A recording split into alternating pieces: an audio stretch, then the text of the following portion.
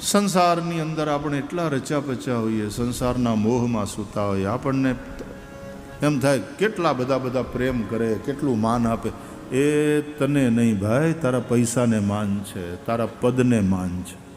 જેથી ખુરશી ઉપરથી તું હેઠો ઉતર્યો પછી જોજે, પૈસા તારા વયા ગયા પછી જોજે. જે તારી હારવાર પડ્યા રહેતા હતા, તારી હારવાર ખાતા હતા, એ હામા મળશે ને તો આમ ગલીમાં વયા જાય કે આ હામો મળશે તો ઉછીના માગશે.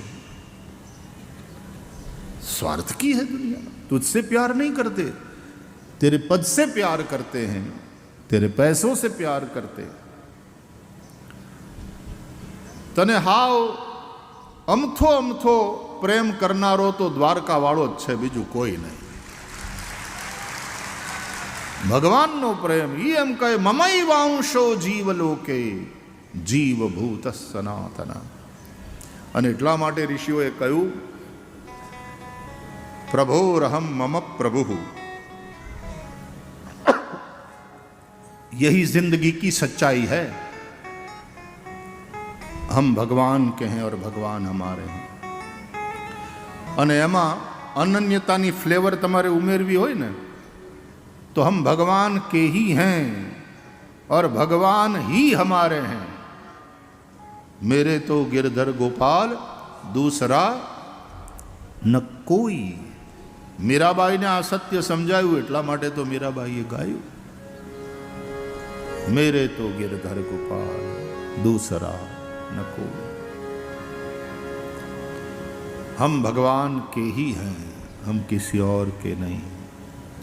भगवान ही हमारे हैं, सिवाय भगवान के और कोई नहीं और कुछ भी नहीं. એટલા માટે સંસારમાં જે કંઈ છે ને એને આપણે આપણું માનીએ છીએ, બાકી આપણું છે નહીં. જો આપણું હોત તો આપણે હારે લઈને જાત ને મરતી વખતે, પડ્યું રહે છે બધું. અરે બીજું કાંઈ તો હારે ના આવે, આપણું શરીર આપણી સાથે નથી આવતું વાલા. એનો મતલબ જેને આપણે આપણું શરીર કહીએ છીએ, ઇટ્સ માય બોડી, એ પણ આપણું નથી. केवल भगवान ही हमारे हैं और कुछ भी नहीं. प्रभोरहम मम प्रभु. હું ભગવાનનો અને ભગવાન મારા. આ જ જીવનનું સાચું સત્ય છે. અને સત્યનો જેટલો સ્વીકાર થાય જલ્દી માણસનું કલ્યાણ થાય. એકવાર ભગવાને માટી ખાધી. દાવ દાદા અને બધા મિત્રોએ જોઈ લીધું. જશોદાની પાસે જઈ કનૈયાએ માટી ખાધી તું, ઓલાએ પાછી જઈને ચાડી ખાધી. માટી ખાવી સારું કે ચાડી ખાવી સારું? कृष्णो मृदम भक्षितवान इति मात्रे न्यवेदयन. मैया मैया मिट्टी खा रहा है कन्हैया. तो माँ जशोदाए सोटी लीधी हाथ में, जाओ बुलाओ उसे. दाव दादा और सभी सखा आए कन्हैया के पास. हाल माँ बरके तने माँ बोलावे, हाथ में होटी लीने उभी छे. आज तुम्हारी पिटाई होने वाली है कन्हैया लाल. तो थोड़े घबराए, भय संभ्रांत होकर के आए. सा गृहीत्वा करे कृष्णम उपालभ्य हितैषिणी. मां यशोदाए श्री कृष्णનો હાથ પકડ્યો અને માં છે ને હિતૈષિણી, ઠપકો આપે એમાંય તે બાળકનું હિત હોય. કસ્માન મૃદમ અદાંતાત્મન ભવાન ભક્ષિતવાન રહ. ભાગવતના વિદ્વાન આચાર્યો કહે છે કે આ અદાંતાત્મન, આ નામ, આ સંબોધન વિષ્ણુ સહસ્રનામમાં નથી. જેને જીભના બહુ ચટકા હોય ને એને કહેવાય. હાંજ પડી નથી ને પાણીપુરી વાળાની રેકડીએ ઊભો રહ્યો નથી. ક્યો રે ચટોરે, ક્यों खाई मिट्टी? ખાવા માટે માખણ નથી ઘરમાં, માટી ખાઈ છે. હવે જો ખાધી એમ કે તો માં મારે, નથી ખાધી એમ બોલે તો દાવ દાદા મોટો ભાઈ બાપ ને ઠેકાણે ઈ મારે કે ખોટું બોલે. तो पिटाई दोनों ओर से होने वाली है। अंत में हिम्मत करके भगवान कृष्ण बोल ही दिए, ना हम भक्षितवान अम्ब, मैया मैंने नहीं खाया।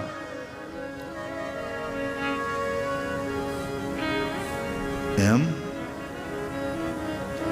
वदन्ति तावकाह्येते कुमारास्ते अग्रजः अपि अयम्, ये जो तेरे हैं ना सखा वो कह रहे हैं, अग्रजः अपि अयम्, ये जो तेरा बेड़ा भाई है दाऊ वो भी तो कह रहा है। बोले सर्वे मिथ्या विसंशयः, એ બધાને મિથ્યા સંશય થઈ ગયો છે માં। સાંભળીને યશોદાજી બોલ્યા, વારે મારા હરિશ્ચંદ્રના અવતાર, આ બધાય ખોટા બોલા અને તું એકલો હાચા બોલો। रोती सूरत बनाकर बोले कन्हैयालाल, यदि सत्य गिरस्तर ही समक्षम पश्चिमे मुखम, मैया यदि तुमको उन सब की बात सत्य लग रही है तो मैं तेरे सामने खड़ा हूं, मेरे मुख में देख लो। हाँ वो ठीक है, दिखाओ अपना मुंह।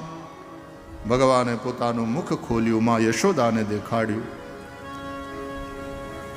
मां यशोदाए भगवानना मुखમાં संपूर्ण विश्वना दर्शन कर्या। सा तत्र ददृशे विश्वं जगत्स्थास्नु चखम दिशः, साद्री द्वीपाब्धि भूगोलम सवायवग्नेन्दुतारकम। બધું જ ભગવાનની અંદર છે, અગણિત રવિ શશી શિવ ચતુરાનન બધું જ ભગવાનમાં જોયું। આપણને એમ લાગે કે ભગવાન જૂઠું બોલે છે, નહીં, સાબિત કરીને દેખાડ્યું કે નાહમ બક્ષિતવાન અંબ, એનો મતલબ એમ થાય કે માં હું ભોગતા નથી। વેદોને પૂછો, જ્ઞાનીઓને પૂછો, વેદાંતિઓને પૂછો તો એ જ કહે છે બ્રહ્મ ભોગતા નથી। અહમ ભોજનમ નૈવ ભોજ્યમ ન ભોગતા ચિદાનંદ રૂપ શિવોહમ શિવોહમ। પણ એ ભગવાન સગુણ સાકાર થાય અને પછી લીલા કરતા હોય તો તમે વિદુરજીને પૂછો તો વિદુરજી તો એમ જ કહેશે, ના ભાઈ કોણે કીધું ભોગતા નથી। દુર્યોધનના 56 ભોગનો ત્યાગ કરી મારે ઘરે આવીને ભાજી આરોગ્ય ને। दुर्योधन को मेवा त्यागो, दुर्योधन को मेवा त्यागो, ओ साग विदुर घर खाई, सबसे ऊंची प्रेम सगाई, सबसे ऊंची प्रेम सगाई। झूठे फल शबरी के खाए, झूठे फल शबरी के खाए, प्रेम सहित रघुराई, सबसे ऊंची प्रेम सगाई, सबसे ऊंची प्रेम। सुदामा ने बोलावीने कोई पूछे कि हाव हाचू कहेजो सुदामा, आ तमारा मित्र खरा के नहीं? तो कि हाँ, ई खाई छे, ई भोगता छे। तो सुदामा तो एम ज कहे, बिल्कुल, हूँ 4 मुठ्ठी पौवा लईने गयो हतो अने प्रभुए मारा ये पौवा आरोग्या, ए भोगता छे। जो ए भोगता न होय तो आपणे अन्नकूट शुं काम करीए भाई? अन्नकूटना मनोरथ शुं काम? कुनवारो नान तेन बधा मनोरथ ठाकुरजी ने थाल धरी अन गांडा छे भक्तो गाय, आरोगो ने नंदलाल रे मारी प्रेमनी थाली, आरोगो ने नंदलाल रे मारा प्रेमनी थाली। अरे मैं तो એને મારા હાથે બનાવી, અરે મેં તો રસોઈ મારા હાથે બનાવી, પ્રાણ જીવન તમ કાજ રે મારા પ્રેમની થાળી આરોગોને નંદ. ભગવાન ભક્તોના ભગવાન આરોગે છે. પણ જ્યારે ભગવાને અહીંયા દર્શન કરાવ્યું માને, પોતાનું એ રૂપ બતાવ્યું, પુરુખ એ વેદમ સર્વમ, वो वाला कि सब कुछ मैं ही मैं हूं, मुझसे जुदा कुछ नहीं है और मुझसे બહાર भी कुछ नहीं. મોઢામાં દેખાડ્યું ને બધું. માં યશોદાએ જોયું બધું જ ભગવાનની અંદર છે, બધું જ ભગવદ રૂપ છે. વેદો કહે છે પુરુખ એ વેદમ સર્વમ, સર્વમ ખલુ ઇદમ બ્રહ્મ. અને આ दृष्टिए જુઓ तो खाई वो चीज जाती है जो अपने से जुदा होती है, अपने से बाहर होती है. माँ मुझसे जुदा कुछ नहीं, मुझसे बाहर कुछ नहीं. एक बात याद રાખજો, બધાની અંદર પણ ભગવાન છે ને બધાની બહાર પણ ભગવાન છે. અંતર બહિરવસ્થિતમ. પણ ભગવાનની દ્રષ્ટિએ જુઓ તો બધું જ ભગવાનમાં છે, ભગવાનની બહાર કાંઈ નથી. આ વાત સમજાય? આ સમજવા જેવું છે, તો તમને વેદાંત સમજાશે.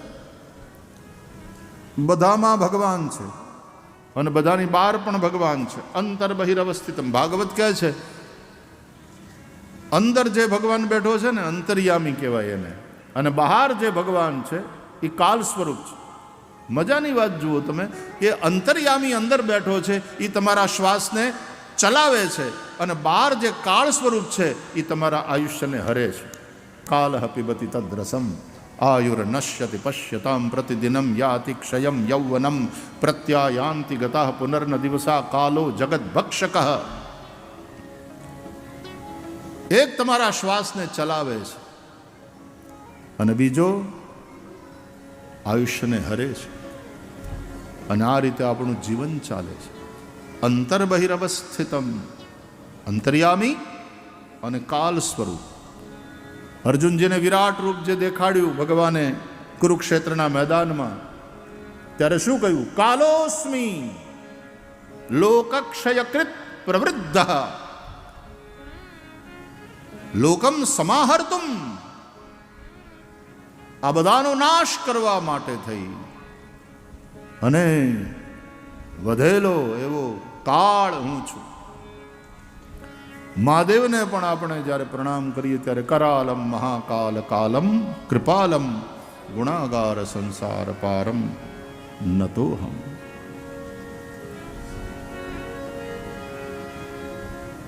માએ બે હાથ જોડ્યા અને ભગવાનને વંદન કર્યા. આજ માએ પહેલી વાર સ્વીકાર્યું કે હું જેને દીકરો ગણું છું એ દુનિયાનો દાતાર, એ દુનિયાનો બાપ છે.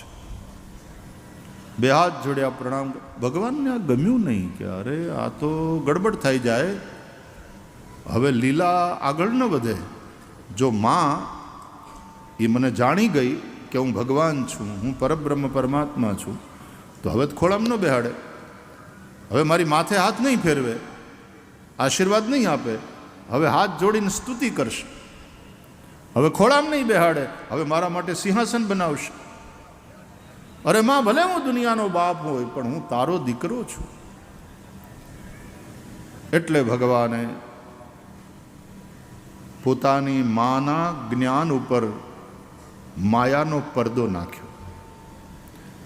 ભાગવતમાં લખ્યું છે, ઇત્થમ વિદિત તત્વાયામ ગોપિકાયામ સ ઈશ્વર વૈષ્ણવીમ વ્યતનોન્માયામ પુત્ર સ્નેહમયમ વિભુ.